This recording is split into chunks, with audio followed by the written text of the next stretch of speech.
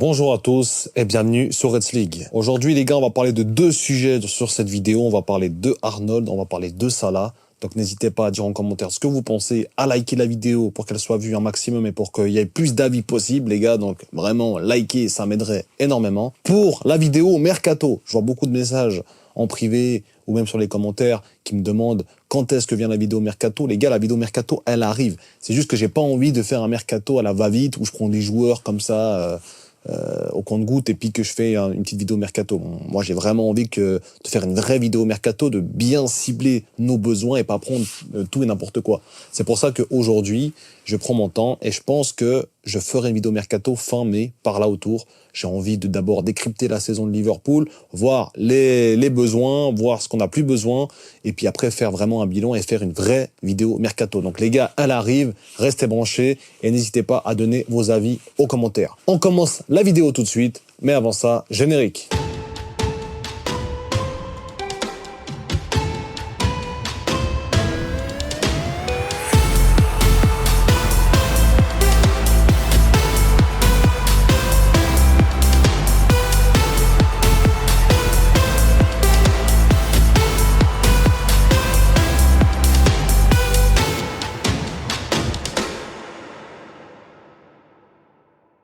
Donc les gars, comme vous l'avez vu sur la miniature, j'ai envie de parler de deux joueurs aujourd'hui, de Arnold et de Mohamed Salah.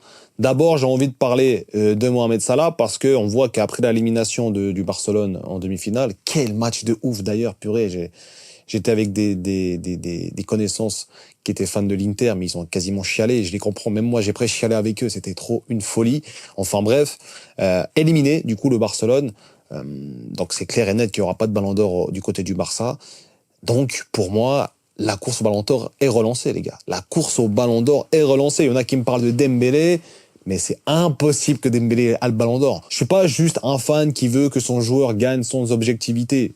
L'année passée, il le méritait pas. Il y a 2 ans, il y a 3 ans, quand il le méritait pas, il le méritait pas. Et puis c'est tout. Mais cette année, il le mérite les gars. Là, on parle d'un joueur qui va battre tous les records all-time. Il est à une contribution d'égaler les records de l'ancienne Première Ligue. Il est à 2 contributions de battre le record all-time 48 GA, goal assist. Donc les gars, quand on parle d'une saison légendaire all-time, t'as beau être Dembélé, t'as beau marquer des buts en Ligue des Champions, et je suis désolé, mais quand tu te réveilles en janvier, déjà, toute la première partie de saison, où était Dembélé? Je vous le demande.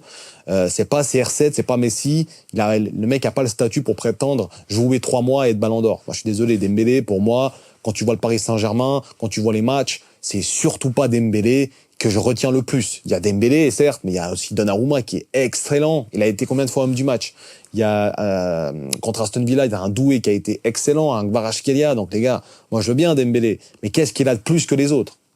Qu'est-ce qu'il a de plus qu'un Kvaratskhelia? Parce que jusqu'à maintenant, le fait que Kvaratskhelia soit venu au PSG, c'est ça qui a vraiment changé aussi un peu la donne en attaque. Qu'est-ce que Dembélé a de plus que ça là? Rien. À part peut-être une Ligue des Champions, la première de leur histoire, historiquement, etc. C'est fort. Mais au niveau du joueur, intrinsèquement, au niveau de ce qu'il a proposé, au niveau comme il a porté son club, il est mais tellement loin derrière, les gars, un Mohamed Salah. Aujourd'hui, on peut dire ce qu'on veut, mais on parle d'un joueur qui va battre un record historique. Alors, c'est pas encore fait, il reste 2 contributions, une pour l'égaler, 2 pour dépasser le record, mais les gars, je pense pas qu'on s'en rend compte. Franchement, je pense pas qu'on s'en rend compte, et je pense qu'on est trop focalisé sur la Ligue des Champions, et je pense que la plupart des Parisiens, et la plupart des Français en général, sont pour Dembélé, forcément, mais quand t'es objectif, et tu regardes les saisons des 2 joueurs, tu dis, un Salah, il est là depuis août, ok, il a fait des mauvais matchs, comme son équipe, mais quand on voit la saison des 2 joueurs, on avait dit Rafinha, parce qu'il va plus loin en Ligue des Champions. Vous avez vu le parcours du Barça en Ligue des Champions? Moi, je suis désolé, les gars, j'appelle pas ça un parcours de combattant. Hein. Pour le coup, le PSG a plus un parcours du combattant. Hein. Mais quand tu vois les joueurs, ce qu'ils ont proposé toute la saison, tu vois un joueur qui va battre les records all-time du meilleur championnat du monde. Tu me compares à un Dembélé qui s'est réveillé en janvier, qui a mis, peut-être 20 buts en quelques mois en Ligue 1 et qui a marqué 2 buts en Ligue des Champions qui ont été importants. Liverpool et Arsenal. Voilà, moi je suis pas là pour cracher sur Dembélé ou pour dire que Dembélé est un mauvais joueur ou qui fait une mauvaise saison, très loin de là. Je suis juste là pour dire qu'il faut être objectif. Et quand tu es objectif, ça là, il est dans une autre planète.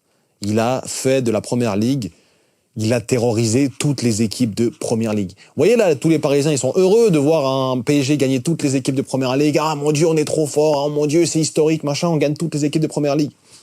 On dirait que c'est un truc de ouf. Ouais, pour un Salah, c'est normal, par exemple. C'est normal, les gars, de mettre un but dans chaque confrontation importante de Liverpool en Première Ligue, il a marqué. Aston Villa, il a marqué aller-retour. Manchester United, il a marqué aller-retour. Manchester City, il a marqué aller-retour. Tottenham, il a marqué aller-retour. Donc on va me dire que Tottenham c'est nul. Jusqu'à présent, c'est quand même demi-finaliste d'Europa League, voire finaliste. Donc ok, c'est nul. Moi je suis d'accord, hein. Je suis d'accord, c'est nul. Mais c'est quand même une équipe qui peut faire mal. Donc c'est quand même une équipe à prendre au sérieux. Chelsea, bon, seul bémol, il a pas marqué aller-retour. Ok. Sinon, toutes les équipes en général de Première Ligue, ok, Nottingham, il a pas marqué du tout. Mais si tu vois tous les gros matchs où c'était très attendu, il a marqué aller-retour, il les a tous fait du mal, les gars. Arsenal aussi, tout le monde n'a pas su résister à Mo Salah. Et quand on voit les compiles des passes décisives qu'il aurait pu faire, et parce que ses coéquipiers ont loupé des actions où moi je suis d'accord, ok, c'est du football, tu peux pas mettre toutes tes passes D, tu peux pas mettre toutes tes actions. Mais quand tu vois certaines passes D, tu dis, mais il aurait pu en avoir 10 de plus s'il aurait eu des attaquants qui finissent mieux. Je pense pas qu'on se rende compte de sa saison en Première Ligue. Alors moi, je suis d'accord. En Ligue des Champions, il a été pas bon durant le match contre Paris Saint-Germain. Je pense que si on a le parcours du Barça, on fait le même parcours que le Barça et peut-être qu'il n'y a pas de débat pour le Ballon d'Or. Je pense que si Salah... la seule différence, c'est que si Salah va loin en Ligue des Champions, il n'y a aucun débat. Là, il y a débat, parce qu'il va pas loin. Mais s'il va loin, il n'y a aucun débat. On parle du joueur qui va finir meilleur joueur de PL, meilleur passeur d'Europe, meilleur buteur d'Europe, soulier d'or. On parle de Gyökeres, mais les gars, ça fait pas partie des 6 grands championnats. On parle d'un joueur qui va être meilleur joueur de Première Ligue, qui va être meilleur passeur de Première Ligue, qui va être meilleur partout dans son championnat. Et en Europe aussi. Il n'est pas encore égalé, il est encore loin devant des Mbappé, etc. en goal assist. Alors moi, je veux bien que les stats, ça fait pas tout. Mais quand tes stats te font gagner, là, ça fait tout. Je suis désolé, les gars. Si on t'enlève Salah dans cette équipe, Liverpool, ils gagnent pas la Première Ligue. Liverpool, ils sont loin derrière. Ok, il y a des piliers, il y a McAllister, il y a Van Dijk, il y a Salah, il y a des piliers dans cette équipe, il y a encore d'autres joueurs, Gravenberch, etc. Mais si t'as pas Salah, t'as plus de la moitié de tes buts qui ne sont pas marqués. Combien de buts marqués par Liverpool? On est à 81 buts marqués par Liverpool. Salah est à 46 contributions. Plus de la moitié. Plus de la moitié pour un seul joueur, les gars. Toute l'attaque de Liverpool, ils n'ont pas les chiffres de Salah en cumulé quasiment. Donc les gars, moi je suis désolé, moi je suis objectif, et cette saison, c'est pour moi une saison historique pour lui, et s'il fait encore ses 2 buts, ou ses passes D, ou c'est une passe D, un but, ou c'est tout ce que vous voulez, pour moi il aura atteint un record inimaginable pour un ailier droite, et encore plus pour un joueur de 32 piges. Après, moi je suis d'accord, faut respecter et tout, faut défendre ses joueurs, faut défendre ses pions, etc. Mais quand tu vois la saison de Salah, même si Dembélé gagne la Ligue des Champions, franchement, je pense pas qu'il aura le Ballon d'Or. Tu peux pas lui donner. Tu peux pas lui donner parce que le PSG, c'est un collectif qui est huilé, qui fonctionne. C'est ça la différence. Tu sais que si Dembélé est pas là, tu peux faire rentrer un joueur qui va faire la différence. Mais si t'as pas Salah, tu fais rentrer qui à Liverpool? Si t'as pas Salah, on voit que tout le jeu passe par lui, tout le temps. On voit quand le PSG, quand lui était muselé, comme ils ont essayé de faire l'Inter avec Yamal, mais ça n'a pas très bien marché. Mais quand il est muselé, l'équipe est invisible offensivement. Ça, c'est un joueur qui porte son équipe. Maintenant, le problème, c'est qu'il n'a pas été loin en Ligue des Champions. Il s'est fait éliminer contre le PSG. À voir. Et au penalty, hein, les gars. Hein, c'est pas comme si on avait perdu, je sais pas, à plat de couture. Penalty. Penalty. But hors-jeu. De ça. Aussi comme le PSG. But hors-jeu. De ça. Pas de hors-jeu sur le but du PSG. De ça. Voilà, ça s'est joué à ça. Ce match, c'est joué à ça. Alors on va me dire domination, mais dominer n'est pas gagner. Et dominer ne veut pas dire que tu es meilleur. Ça veut juste dire que tu prends un ascendant sur un moment, sur un quart de match, sur une mi-temps, sur 2 mi-temps, sur ce que tu veux. Mais une confrontation aller-retour, c'est 4 mi-temps. Et on peut pas dire qu'ils ont été supérieurs sur les 4 mi-temps. Donc, ils ont mérité leur qualification, mais c'est joué à ça. Salah était à ça de marquer ses buts. Et si aujourd'hui Salah va loin, il n'y a pas de débat. Aujourd'hui, il y a débat parce qu'il va loin, il va pas loin. Mais s'il va loin, il n'y a aucun débat. Aujourd'hui, pour moi, Salah mérite son ballon d'or. Voilà, c'était juste pour le petit aparté. Salah, la course est relancée. Rafinha, je pense, ça va être mort. Yamal, voilà, c'est trop jeune. Je pense même pas qu'il a le droit de le gagner. Voilà, moi, je vois Salah devant. Et objectivement, les gars, c'est pas subjectif, c'est pas juste mon avis. Non, objectivement, tu vois les saisons des deux bougs, tu vois ce qu'ils ont proposé, tu vois qui porte son équipe, tu vois comment les équipes tournent. Parce que ceux qui me disent que Liverpool est un effectif bien huilé, ouais, je suis d'accord. Mais il faut arrêter aussi de nous bassiner sur une équipe qui sait bien jouer. Ils se sont reposés énormément sur un seul joueur offensivement. Alors après, je veux bien, milieu de terrain, c'était très costaud, etc. Mais offensivement, il n'y a quasiment eu que un joueur cette saison. Voilà. On peut pas dire autant du PSG. Qu'en Ligue des Champions, ils se font sauver par des Doué, par des Kvaratskhelia, par des joueurs, par des Mendes, par un collectif huilé, par un milieu de terrain qui fait vraiment le travail qu'il faut. Partout, en fait. Et Dembélé, il est, on va dire, dans toute cette chaîne-là, il est un maillon très important, mais c'est pas pour moi un profil Ballon d'Or. Il n'a pas encore, pour moi, assez fait cette saison. Sachant aussi qu'il joue en Ligue 1. Donc, ok, championnat, machin, un truc. Les gars, on va pas se mentir, avec tout le respect que j'ai pour la Ligue 1, c'est pas le même championnat que la Première Ligue. Ça n'a rien à voir. Au niveau de l'intensité, au niveau des, ça n'a rien à voir. Et si aujourd'hui, le Paris Saint-Germain s'en sort aussi bien contre ces équipes-là, c'est parce que ces équipes-là, elles sont cramées de leur saison de fou pour juste être qualifiées en Champions League. Ils sont cramés, c'est tout. Contre Aston Villa, tu galères, alors que c'est des mecs qui sont cramés, qui arrivent plus à gagner de matchs, alors ils ont gagné beaucoup de matchs récemment, mais voilà, on est cramé par cette première ligue. On n'arrive pas en Ligue 1, en quart de finale, avec 20 points d'avance, les mains dans les poches, tranquille, c'est pas grave, on fait tourner. Non, on peut pas faire ça. Et à cette époque-là, Liverpool n'était pas encore champion. Donc on pouvait pas se permettre de faire ça.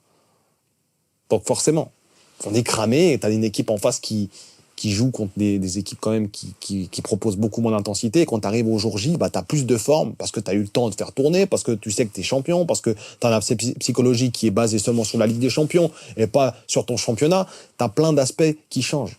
Alors oui, c'est un championnat qui est en dessous, au niveau du niveau, ça c'est indéniable. On nous parle que le PSG a gagné des équipes de Première Ligue, du coup on est au-dessus, je sais pas quoi. Les gars, on va pas comparer la Ligue et une équipe dans la Ligue. Là, on voit, c'est comme si tu compares le Bayern avec le Bayern, la Bundesliga, c'est un championnat faible et parce que le Bayern gagne tout le monde, ça veut dire que la Bundesliga en fait, elle est forte. Non, les gars, ça veut pas dire du tout ça.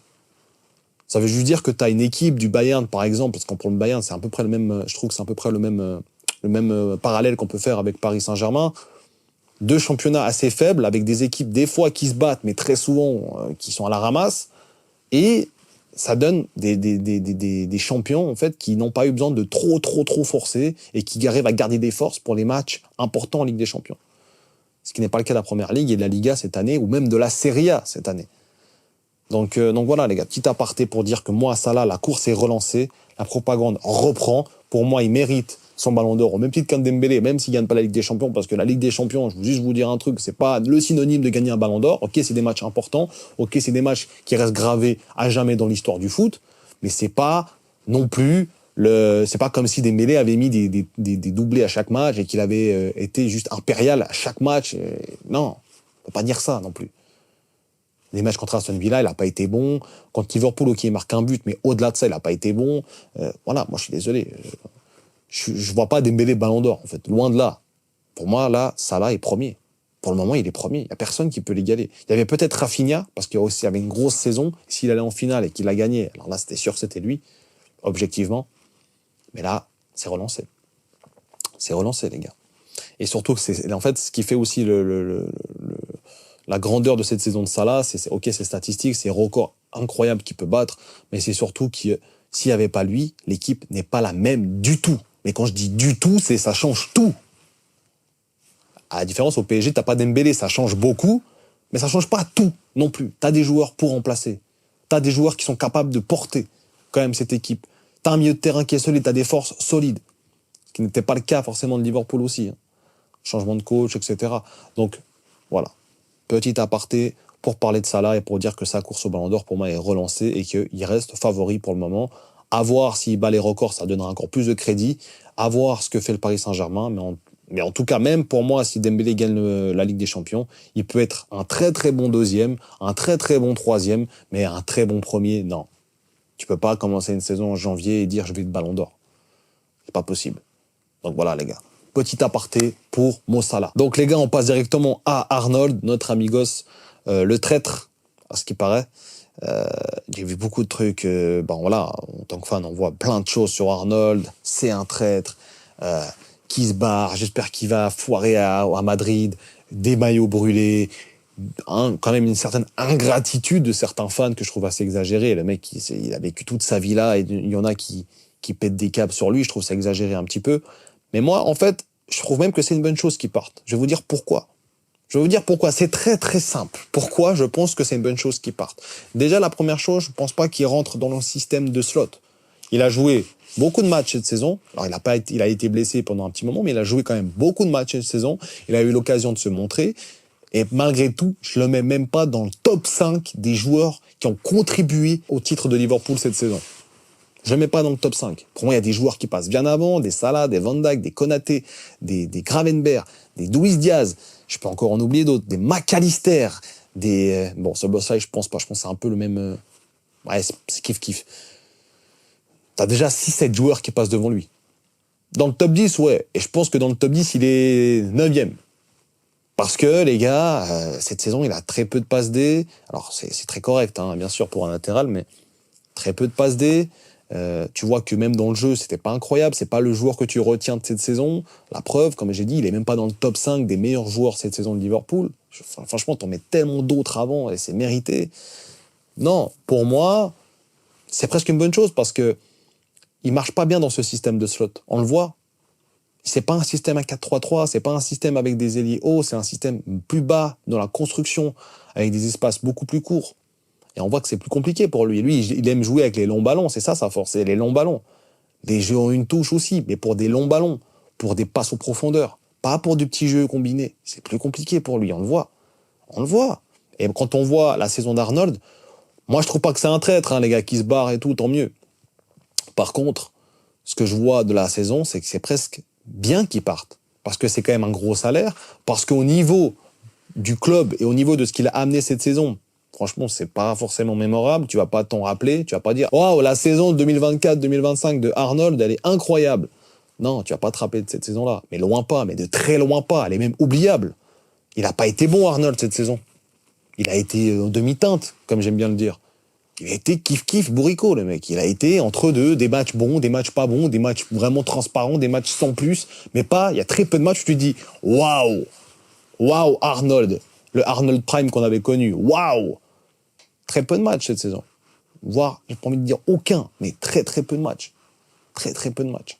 Donc, quand tu vois qu'un Bradley a fait l'intérim de manière incroyable, quand tu vois que on peut avoir encore un latéral qui soit capable de rentrer dans ce système de slot, on fera une vidéo mercato pour parler de tout ça, mais pas pour le moment. Quand tu vois tout ça, tu dis qu'en fait, c'est pas si mal qu'il soit parti. Pourquoi vous avez la haine contre lui? Pourquoi vous avez la haine contre lui? Laissez-le aller à Madrid. Moi, je vous dis, tant mieux qu'il aille à Madrid, parce que si un jour, il y a Real Madrid, Liverpool qui se rencontrent en quart de finale de Ligue des Champions, croyez-moi qu'on va gagner ce match. Et que Arnold va tout laisser passer. Il va revenir à Anfield, il va pleurer, le mec. C'est comme s'il revenait à la maison. C'est comme s'il était parti en voyage d'études et qu'il revient à la maison. Il va voir ses proches, il pleure. Bah oui. C'est ce qui va se passer quand il va revenir à Anfield. Il sera déboussolé. Donc tant mieux qu'il parte à Madrid.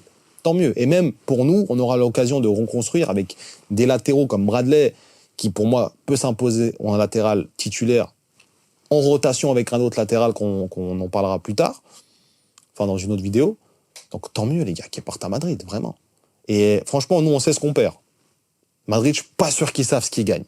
Nous on sait ce qu'on perd. Nous on sait qu'on perd un pied magique, on sait qu'on perd également un joueur avec un symbole du club, etc. Mais on sait aussi qu'on gagne beaucoup plus de sérénité défensive avec un Bradley.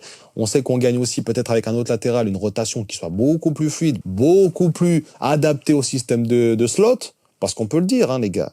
Arnold ne rentrait pas dans ce système-là. C'est trop compliqué pour lui de jouer avec des longs ballons, parce que il y a du long ballon dans le jeu de slot, mais très peu. C'est pas vers l'avant, c'est vraiment construction au dernier moment. Donc, au dernier moment, tu peux piquer, passer dans le dos. Mais c'est pas autant comme à l'époque de Klopp, où tu balançais des ballons et le but, c'était vraiment de faire que ça, presque. Donc là, Arnold avait tout son sens. Et il a son sens avec un Mbappé qui déflèche, Vinicius, ça aura son sens. Mais défensivement, ils savent pas ce qu'ils gagnent. Putain. Moi, je vous dis, les gars, les fans de Madrid, ils vont pleurer. Mais bon, voilà.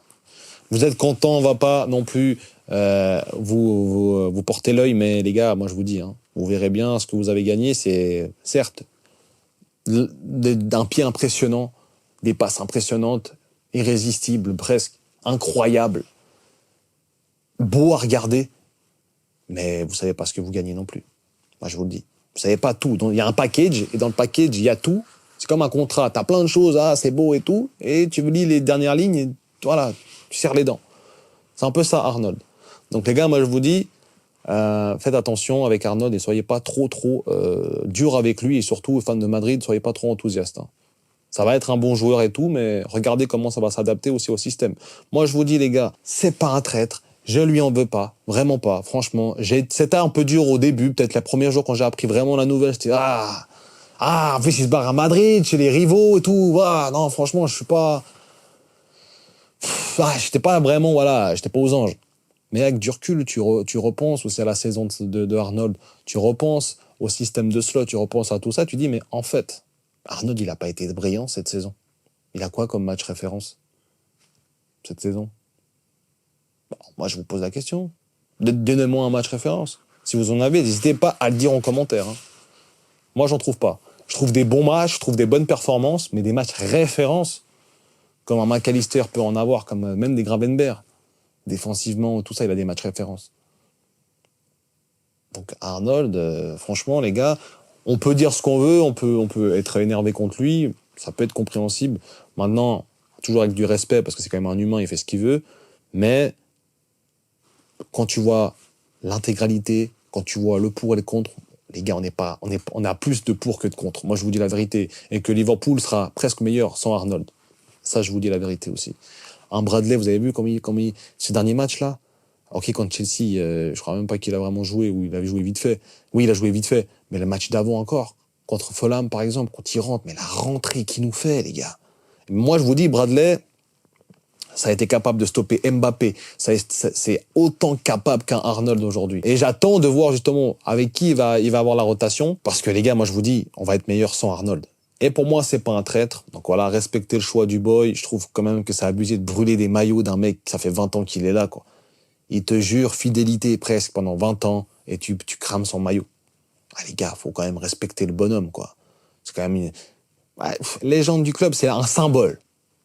Légende, je trouve ça un peu exagéré. Symbole du club. C'est quand même un symbole. Et je pense qu'il reviendra dans peut-être 3-4 saisons. C'est un symbole, mais pas une légende. Il y a d'autres joueurs qui ont prouvé que c'était des légendes de ce club. Donc voilà, les gars. C'est tout ce que j'avais à dire sur Arnold. Je pense qu'il faut le respecter. Je pense que on va être meilleur sans lui. Je pense aussi qu'il n'a pas été si incroyable que ça cette saison, que dans le système de slot, c'est pas si flamboyant, Arnold. Je pense pas qu'il convient forcément à ce système-là. Et je pense qu'on sera meilleur sans Arnold. Et je pense aussi qu'il faut le respecter. Voilà, les gars. C'est tout ce que j'avais à dire sur Arnold. Donc, les gars, la vidéo arrive à son terme. J'espère qu'elle vous aura plu. N'hésitez pas à lâcher un like et un commentaire, comme d'habitude, pour dire ce que vous avez pensé de la vidéo. Lâchez des likes, les frères. Vraiment, lâchez des likes. Il y a peu de likes. Il y a vraiment peu de likes. Si on veut monter ensemble, les gars, il faut que les likes y suivent déjà pour qu'on monte ensemble, pour qu'on arrive et pour que les vidéos soient plus vues et surtout pour aussi me remercier du travail, entre guillemets.